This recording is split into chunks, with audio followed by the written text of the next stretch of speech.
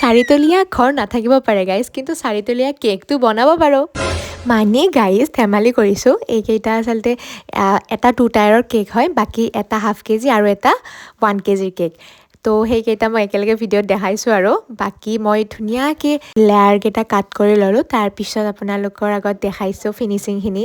আপোনালোকে বাৰু মোক বহুতেই সুধি থাকে কেকৰ ক্লাছৰ কথা বা কেকটো কেনেকৈ ইমান ছফ্ট হয়। তো আপোনালোকে যদি বিচাৰে মোৰ তাত কেকৰ ক্লাছ ল'ব পাৰিব, তাত মই গোটেইখিনি কথা শিকাই দিওঁ। তাৰপিছত ইয়াৰ মই লাষ্টৰ ফাইনেল কোটিংটো কৰিছোঁ আৰু আপোনাৰ মাজতে আগত যিখিনি কৰিলোঁ আৰু সেইটো ওপৰৰ যোনটো 2 টায়াৰৰ কেক আছিলে, ওপৰৰ ষ্টেপটো মই কৰি থৈ দিছোঁ। তাৰপিছত এইখিনি কৰি আপোনালোকে ফাইনেল ডিজাইনটো কেনেকুৱা লাগিছে মোক জনাব।